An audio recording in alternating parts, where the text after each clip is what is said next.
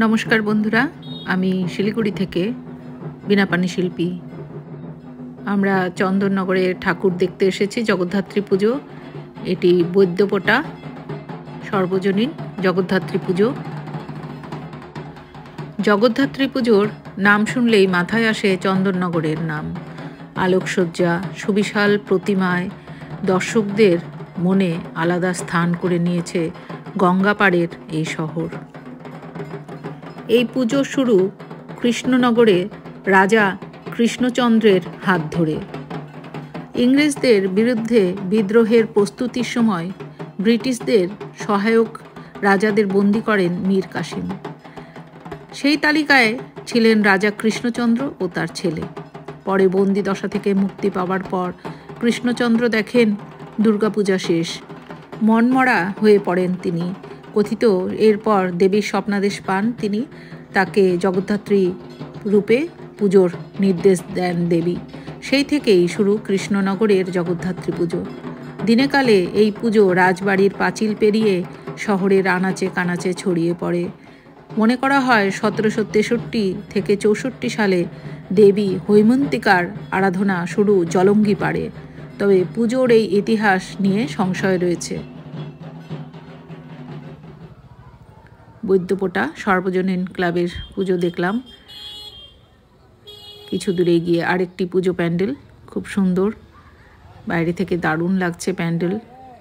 ভেতরে দেখলাম কুমারী পুজো চলছে। এই দিনটি ছিল নবমী।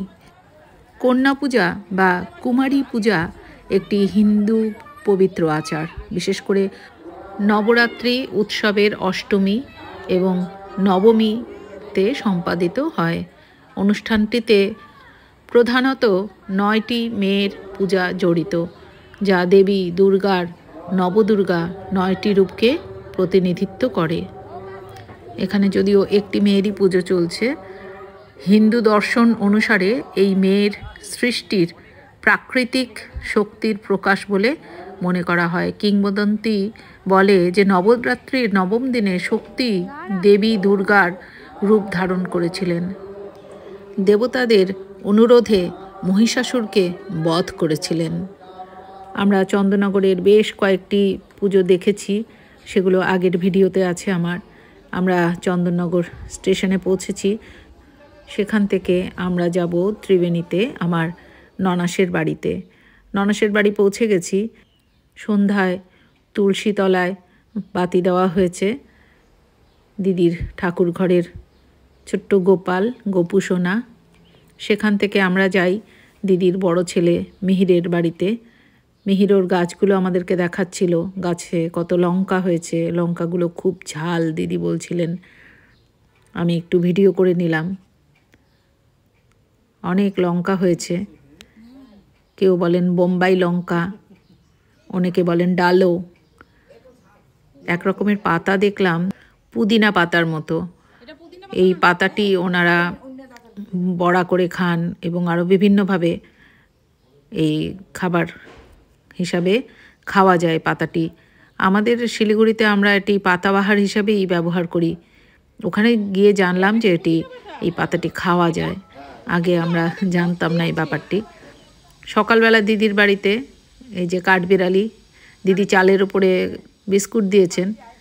এই যে আমার ননাস লক্ষ্মীদি ওই চালের উপরে বিস্কুট দিয়েছেন, কাঠবিড়ালি খাচ্ছে। এটা আমার ননাসের ছোট ছেলের ছেলে যশ, আমার বর কাঞ্চন, দাদু আর নাতি। আমরা নদী পার করে এবার চলেছি কৃষ্ণনগরের দিকে। নদীতে চলছে স্টিমার। আমরা যাচ্ছি কল্যাণী স্টেশনে পৌঁছে গেছি।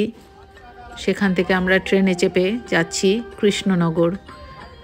গাড়িতে দেখছি ইনি গান করছেন, হরে কৃষ্ণ নাম করছেন, নাচ করছেন, বেশ ভালো লাগলো। এই ট্রেনের উপরে কত মানুষের জীবন জীবিকা নির্বাহ হয়। আমরা পৌঁছে গেছি কৃষ্ণনগর সিটি জংশনে। চারদিকে পুজো হচ্ছে। চন্দননগরে 4 দিনের পুজো হলেও কৃষ্ণনগরে কিন্তু নবমী থেকে পুজো হয়। আমরা দশমীতে পৌঁছেছি। এটি রাজা রোড, ষষ্ঠীতলা বারোয়ারির পুজো। আমরা একটি টোটো নিয়েছি, টোটো নিয়ে ঘুরে ঘুরে এখানকার ঠাকুরগুলো দেখছি। রাজা রোড, ষষ্ঠীতলা বারোয়ারি, রাজমাতা, রাজা রোড, কৃষ্ণনগর, নদিয়া।